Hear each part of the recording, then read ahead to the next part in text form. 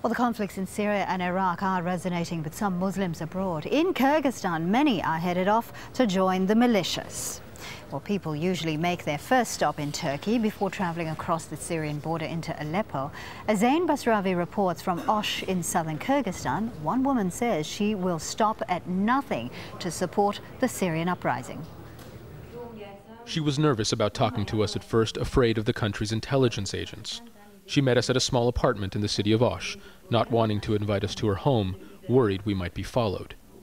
But she started to relax as she began to speak about why she wants to go to Syria. Prophet Muhammad said there will come a difficult time when you can't find true Islam. People asked him what to do in that situation. He said, "Keep the light in your souls. The time he described has come."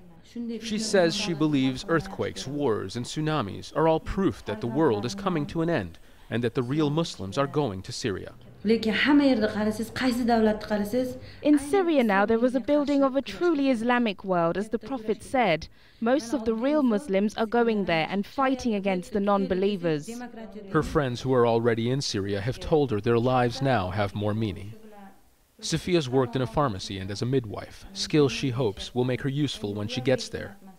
She may not be picking up a weapon and taking to the front, but she represents the support base working for the rebel side. I can help with medical problems because I have some experience in medicine. I know some Arabic. I can also teach religion. People responsible for national security in Kyrgyzstan are worried about what they say is a dangerous trend of young men and women traveling from the south of the country to take part in the conflict in the Middle East. For the chief of police in this city, tracking and arresting people like Sofia is his #1 priority. Right now, there are more than 100 extremist websites in Osh. Through these websites, mostly Uzbek citizens of Osh are going to Syria to fight there. There are 35 people from Osh fighting in Syria. 2 came back and are in prison. There are also women who have medical education that are getting involved. They are very young and are going to Syria via Turkey. But it's not just an issue of national security. Some spiritual leaders are treating it as a social issue. The senior cleric in Osh says what's happening now in Syria and Iraq is a tragedy for the global Islamic community.